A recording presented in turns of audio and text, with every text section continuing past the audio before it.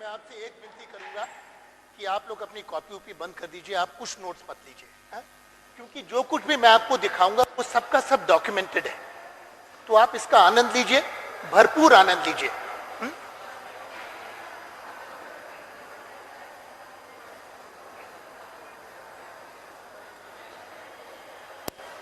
ये एक बिल्कुल छोटा सा प्रयोग है। प्लास्टिक की स्ट्रॉ, प्लास्टिक की नली अगर बहुत ही ये सॉफ्ट होगी तो काम नहीं करेगा, बहुत सख्त होगी तो भी काम नहीं करेगा। आपको एक मीडियम स्टिफनेस की स्ट्रॉ चाहिए। तो सबसे पहले इसको थोड़ा सा चपटा करते हैं, एक तरफ चपटा कर दिया और उसके बाद में इसमें दो तिरछे हम कट लगा देते हैं, जिससे एक बिल्कुल पेंसिल की नोक जैसी बन जाती है। अगर आप इधर से देखेंगे तो किसी मगरमच्छ का मुंह जैसा दिखाई देगा आपको, बेबी क्रोकोडाइल्स माउथ। और ये एक रीड बन जाती है जो कंपन करेगी। इसको मुंह में रख के मैं फूकूंगा, बहुत सुंदर आवाज आएगी। आप देख नहीं पाए कि आवाज कैसे पैदा हो रही है, क्योंकि जो हिस्सा आवाज कर रहा था वो मेरे मुंह के अंदर छिपा हुआ था। अब मैं क्या करूंगा कि इस हिस्से को बाहर रखता हूं और अंदर सांस खींचूंगा। तो आप इसको आप देखिए,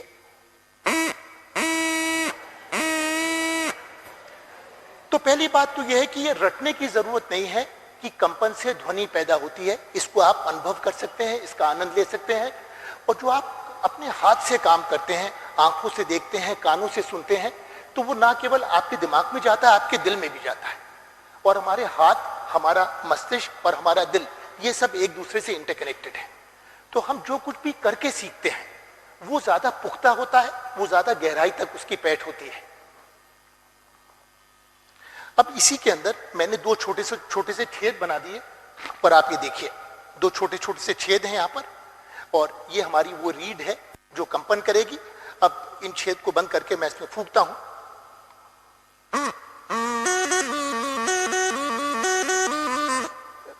एक बांसुरी है, थोड़ी बेसुरी जरूर है, पर है बांसुरी। और एक बहुत ही मजेदार प्रयोग जो आप इसके साथ कर सकते हैं कि हमने जो पहले बनाए थी, अब इसको मैं फूंकता रहूंगा, इसमें ध्वनि पैदा होती रहेगी और साथ साथ इसको क्या करूंगा, इसको काटता रहूंगा, जिसके इसकी लंबाई छोटी और छोटी और छोटी होती जाए। और ये बेहद ही आनंददायी प्रयोग है।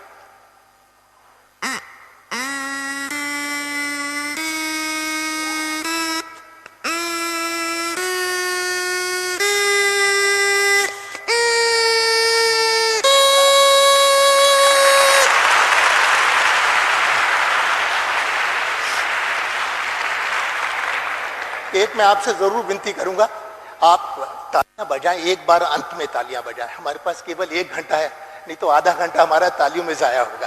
तो ये आपसे विनती है।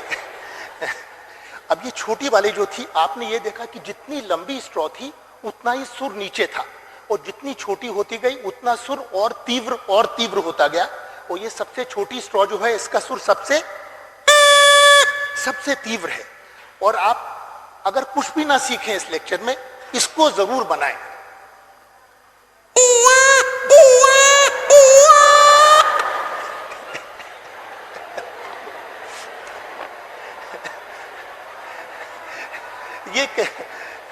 ये एक स्ट्रॉ का एक दूसरा प्रयोग है। हम एक स्ट्रॉ लेते हैं और एक झाड़ू की सीख है, जो नारियल वाली झाड़ू होती है उसकी सीख है, उसको बीचों बीच हम धंसा देते हैं। उसके बाद में 2 उंगल छोड़ करके एक हाफ कट लगाते हैं ऊपर दाएं को और एक हाफ कट बाएं को। अब ये दोनों इसके जो सिरे हैं ये इस तरह से मूव कर सकते हैं, और इनको अगर हम मोड़ देंगे तो एक त्रिकोण की आकृति बन जाएगी। और फिर हम थोड़ा सा टेप लेकर के इसको चारों ओर बेल्ट जैसे बांध देते हैं, और उससे हम लोग का ये एक मॉडल बन जाता है। बिल्कुल आसान है। ट्रांसपेरेंट टेप नहीं लगाया है, पारदर्शी, क्योंकि दिखाई नहीं देगा, इसलिए लाल रंग का टेप लगाया है। तो देखिए 2 छेद यहां पर है और 2 कट यहां पर है। इसको बनाने में 1.5 मिनट से ज्यादा नहीं लगता और 25 पैसे से ज्यादा नहीं लगते। और अगर आप होशियार हो तो 1 भी पैसा नहीं लगता, क्योंकि हम स्ट्रॉ सड़क पे से उठा सकते हैं। अब आप ये देखिए कि कितना सुंदर एक स्प्रिंकलर बन जाता है, सेंट्रीफ्यूज बन जाता है। अब कल्पना कीजिए छोटे बच्चों की, पहली के दूसरी के बच्चे इस तरह से पौधों के अंदर पानी दे रहे हैं, तो ये उनके पहले विज्ञान में चरण होंगे जो बहुत ही क्रिएटिव चरण होंगे। और ये कोई भी, आप लोग बहुत से बच्चे दूर दराज के गांव से आए हैं जहां पर साधनों का बहुत अभाव है, पर हमें विज्ञान का मतलब है, मैंने बहुत सी प्रयोगशालाएं देखी हैं जहां पर बहुत महंगे उपकरण हैं और सब पे धूल की परत जमी रहती है, पर हम बहुत सस्ते में भी बहुत सुंदर विज्ञान कर सकते हैं। यही संदेश है इस पूरे लेक्चर का। तो एक बहुत ही सुंदर एक सेंट्रीफ्यूज बन जाता है। मैं आपको एक और पंप दिखाता हूं, ये बहुत ही सुंदर। हम लोग करीब 30 तरह के पंप बनाते हैं और शुरू में आपने एक वेबसाइट का मेरा नाम देखा होगा, अरविंद गुप्ता टॉयज। उसमें इस तरह के 950 विज्ञान के मॉडल दर्ज हैं, उनके फोटोग्राफ्स हैं, उन पे फिल्म्स हैं, सारी किताबें, सब कुछ फ्री ऑनलाइन डाउनलोड्स के लिए है। अब ये देखिए गुब्बारा है और इस गुब्बारे को मैं इस नली के अंदर डालता हूं और इसको डबल कर देता हूं, यहां पे दोहरा कर देता हूं और अब ये बिल्कुल असल का पंप है। अगर हम ऐसा करते रहेंगे तो क्या होगा, गुब्बारा फट जाएगा। और कितनी आसान चीजों से बना है इसको आप देख सकते हैं यहां पर। ये एक साइकिल की पुरानी ट्यूब है और ये फिल्म रील की डब्बियां हैं जो आजकल लुप्त हो रही हैं, क्योंकि हर एक के पास में मोबाइल में आप फोटो ले सकते हैं। ये फिल्म रील की डब्बी है, पहले इसमें फिल्म की रील आती थी, फिल्म कैन है। ये लुप्त हो रही है, शायद घर में पड़ी हो तो उनको आप संजो के रखिए, अपने जेवरात के साथ में बैंक में रखिए, क्योंकि बिल्कुल आर्काइवल मटेरियल है। ये मिलता नहीं है मटेरियल। और खोज ये है कि डब्बी जो है ये पुराने ट्यूब के अंदर एकदम फिट बैठ जाती है, टाइट फिट है। अब ये देखिए पंप में ये तो इनलेट है और ये आउटलेट है, हवा अंदर से जाती है और इधर से बाहर निकलती है, तो हवा एक ही दिशा में जानी चाहिए। और उसके लिए हमने यहाँ पर एक छोटी सी जुगाड़ लगाई है। ये देखिए इसके अंदर एक छोटा सा फ्लैप लगाया, आप इस फ्लैप को देख सकते हैं, खुल रहा है, बंद हो रहा है, दिखाई दे रहा है आपको। अगर यहां से फूकेंगे तो हवा बाहर जा रही है। क्या मैं सांस अंदर खींच सकता हूं? नहीं। तो ये वन वे ट्रैफिक हो गया कि ये तो हो गई हरी बत्ती और ये हो गई लाल बत्ती। This is go and this is stop, this is one way traffic. और तभी ये वैल्व बन जाता है, सुंदर सा वैल्व है ये। अगर कभी आप इलेक्ट्रॉनिक्स में डायोड इज अ वैल्व जो एक दिशा के अंदर विद्युत को प्रसारित करता है, ये उसका मैकेनिकल इक्विवेलेंट है वैल्व का, डायोड का।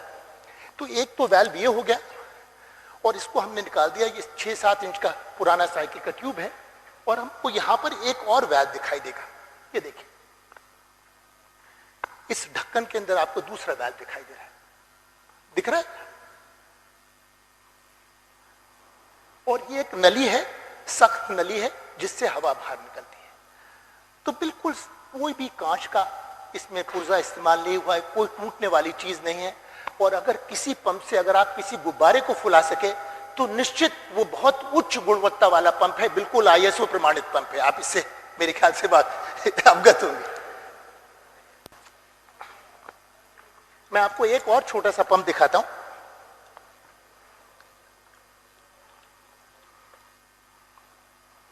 और ये बिल्कुल जैसे हैंड पंप होता है, हा? सबसे पहले इसको मैं खोल के दिखाता हूं कि कैसे बना है ये पंप। इसमें भी एक फिल्म रील की डब्बी इस्तेमाल करी है हमने और इसके बीचों बीच एक छेद है, छेद पानी आने के लिए है। उसके बाद में हम 1 रुपए का गीला सिक्का भारत सरकार का और इसके अंदर डाल देते हैं। अब भारत सरकार बिल्कुल जम के बैठी है, ठीक है। अगर हम फूंक मारेंगे तो भी हिलती नहीं है, सरकार का पलड़ा काफी भारी होता है। पर अगर मैं सांस ऊपर खींचूंगा तो भारत सरकार मेरे पेट में भी जा सकती है, ठीक है। तो मुझे थोड़ी सावधानी बरतनी पड़ेगी। तो this is one way traffic, this is green light and this is red light. So this is my suction valve. ये मेरा एक वाल्व हो गया। अब ये क्या चीज आपने पहचान लिया? इस बोतल का ढक्कन है। ये बोतल का ढक्कन फिल्म रील की डब्बी में एकदम फिट होता है। ये पिस्टन का काम कर रहा है। ये बोतल एक सिलेंडर बन गई, ये पिस्टन बन गई, ये साइकिल की स्पोक है जो कनेक्टिंग रॉड बन गई। और आप यहां देखिए, गौर से देखिए, यहां पर एक और छोटा सा वाल्व है। ये आपको हरा एक फ्लैप खुलता बंद होता नजर आ रहा है, ये मेरा डिलीवरी वाल्व है। अब सारे अवयव एक अच्छे पंप के, ये सिलेंडर हो गया, ये पिस्टन हो गया, ये सक्शन वाल्व हो गया, ये डिलीवरी वाल्व हो गया, ये कनेक्टिंग रॉड हो गई, ये सबको अगर हमने असेंबल कर दिया तो ये देखिए इस पंप से हम बिल्कुल जैसे हत्तू नल होता है उस तरह से हम इसमें एक छोटा सा छेद बना हुआ है। ये 15 फीट तक पानी फेंकता है।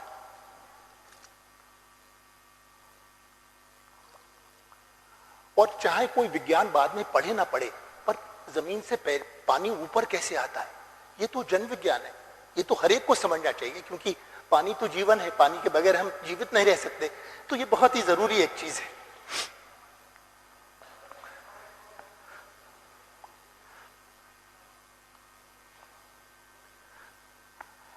आप लोग सब 10वीं पास करके आए, आप ये बताइए, आप मुझसे कितने बच्चों ने कभी अपने जीवन में एक विद्युत मोटर बनाया? अच्छी बात है, 4-5 हाथ अगर खड़े हैं इस संख्या में, अच्छी बात है। ये देखिए, विद्युत मोटर हमारी 9वीं 10वीं के पाठ्यक्रम का एक अंग है। पाठ्यक्रम के अंग होने के बावजूद कोई बच्चा इसको नहीं बनाता। ये बहुत ही कम, शायद 1% या 2% बच्चे बनाते हैं, और ये बहुत दुर्भाग्य की बात है, क्योंकि एक बिल्कुल सरल तरीका है इस विद्युत मोटर को बनाने का। ये एक बैटरी है, और नई बैटरी है, क्योंकि किसी भी आउटपुट के लिए हमको इनपुट चाहिए। ये एक साइकिल का ट्यूब है, और ये 2 सेफ्टी पिन जुड़ी हुई हैं प्लस और माइनस के साथ में। इस बैटरी का वोल्टेज 1.5 वोल्ट है, और यहां पर एक छोटा सा चुंबक लगा है, और ये हमने कॉइल बनाई है। और अगर कॉइल को हम पिन के दोनों छेदों में डाल देते हैं, तो एक बिल्कुल सुंदर मोटर बन जाता है। अगर आपके पास बैटरी हो तो 5 या 7 रुपए लगते हैं इसको बनाने के लिए। ये कोई अमीर स्कूलों का खेल नहीं है। गरीब से गरीब बच्चे का भी प्रजातंत्र में हक है कि वो विज्ञान को करके सीखे, विज्ञान को पुष्टि करे। तभी बच्चों की आंखों में चमक आएगी, तभी उनके चेहरे पर मुस्कुराहट आएगी, जब वो अपने हाथ से इस तरह के सरल मॉडल बनाएंगे। और ये सब डॉक्यूमेंटेड है हमारी वेबसाइट पे। आप कोई भी चीज, रोज 50,000 बच्चे हमारी फिल्में देखते हैं, और 12,000 किताबें रोज डाउनलोड होती हैं इस छोटी सी वेबसाइट से। इसको आप लोग जरूर बनाइए, मेरी आपसे यही विनती है। और कुछ लोगों ने शायद मोटर तो बनाया हो, पर ये एक जनरेटर है। अब देखिए, ये क्या है, पुरानी सिरिंज है, पुरानी इंजेक्शन का वो है। ये चुंबक है, वो बहुत स्ट्रॉन्ग मैग्नेट्स है, इनको नियोडायनम मैग्नेट्स बोलते हैं। अगर आपने पीरियोडिक टेबल का अध्ययन करा हो, तो जैसे ऑक्सीजन एक एलिमेंट होता है, Fe आयरन होता है, वैसे नियोडायनम इज एन एलिमेंट, एक तत्व है। These are very strong magnets, इतने ताकत सशक्त हैं कि इनको अलग करना बहुत दुश्वार है। अब इनको हमने इसके बैरल के अंदर डाल दिया। ये थोड़े ढीले हैं, आगे पीछे हो रहे हैं। यहां पर एक रबर लगा दी कि एक स्टॉपर का काम कर रहे हैं। इतना सबको समझ में आ गया। इसके बाद हम पतला तार लेते हैं, मोटर रिवाइंडिंग वाला तांबे का तार होता है, पर उस पर एक वॉर्निश की तह होती है, और उसके 1000 टर्न। और क्योंकि उसके दोनों सिरे पे इनामिल होता है, उनको खुरच करके जहां तांबा निकल जाए, फिर हमने क्या करा, एक एलईडी लगा दिया। एलईडी जानते हैं आप, छोटा सा बल्ब है। अब ये देखिए, अगर मैं चुंबक को आगे पीछे कर रहा हूं तो क्या हो रहा है,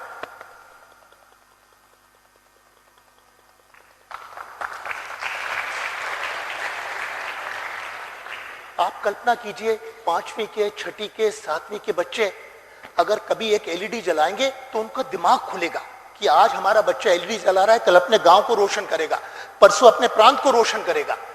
इस तरह की पढ़ाई हम क्यों नहीं करते? ये पढ़ाई बिल्कुल संभव है। ये सिर्फ विकसित मुल्कों का अधिकार नहीं है। हमारे बच्चे मेहनती हैं, मेहनतकश हैं, प्रेरित बच्चे हैं। उनको मौका मिलना चाहिए कि अपने हाथ से इस तरह के सस्ते मॉडल बनाएं। इसको कई हजार बच्चों ने 7वीं के इस मॉडल को बनाया। शुरू से अंत तक इसको बनाने में आधा घंटा लगता है। बहुत ही सरल सा मॉडल है। मैं आपको एक जनरेटर का एक छोटा सा अन्य मॉडल दिखाता हूं।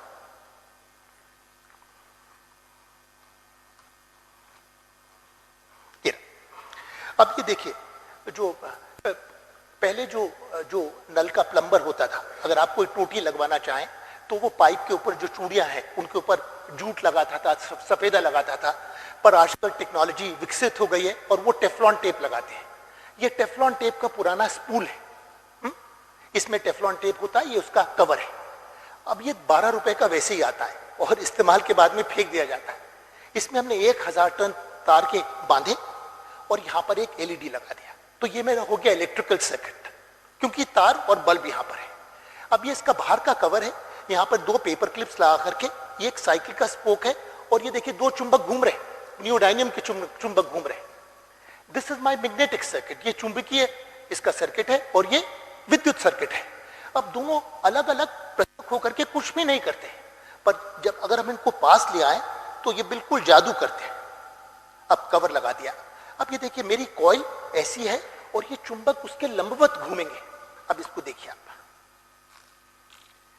अगर चुंबक को if I spin the magnets तो हमारा छोटा सा बल्ब एलईडी जलता है, बिल्कुल छोटा सा जनरेटर है।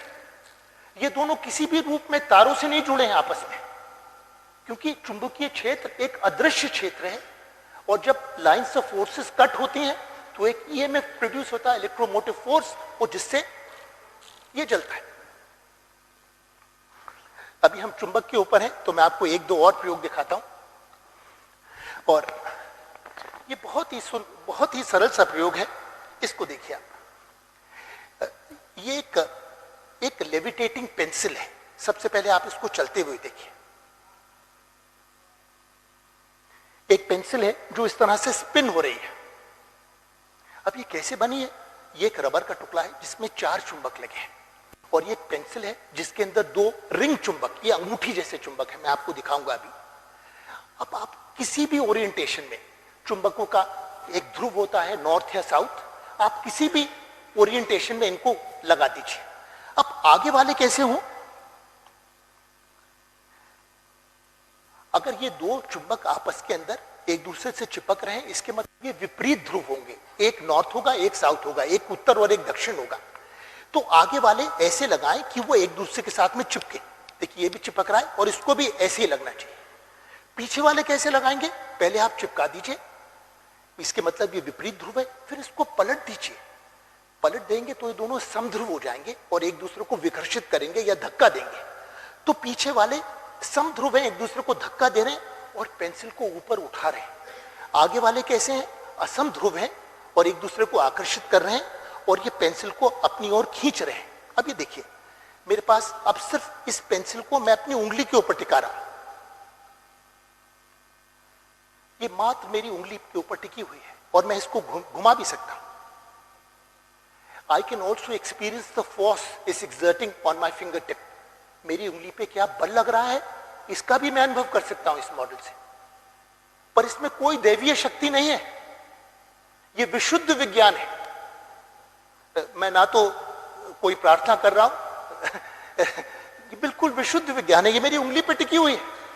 तो पहले तो एक जादू टोने में मत विश्वास कीजिए, हर एक चीज को जांचिए, परखिए और तभी उस पर यकीन कीजिए। अभी देखिए बहुत सारा घर्षण है मेरी उंगली और इसकी टिप के ऊपर। तो फिर मैंने क्या करा,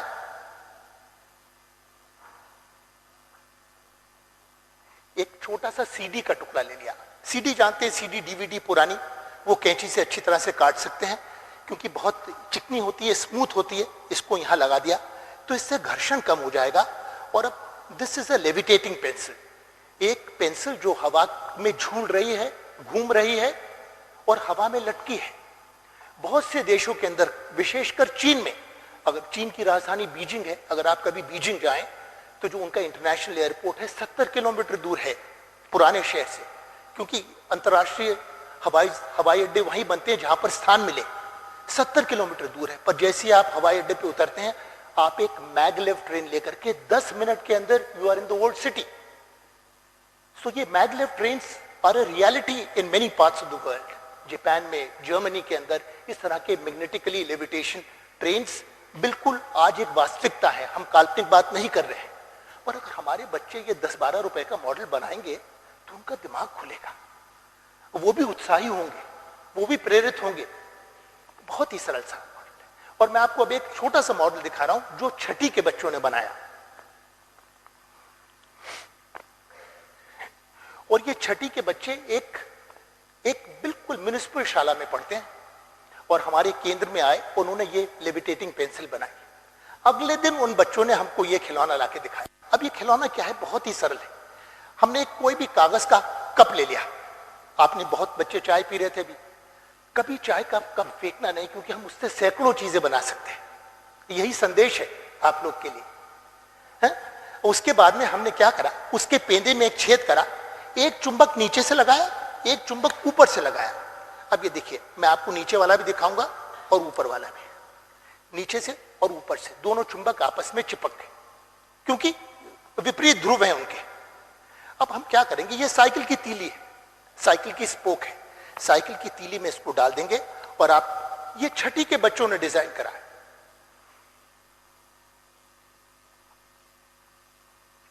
आप ये भी देखेंगे कि नीचे का हिस्सा धीरे धीरे कंपन कर रहा है।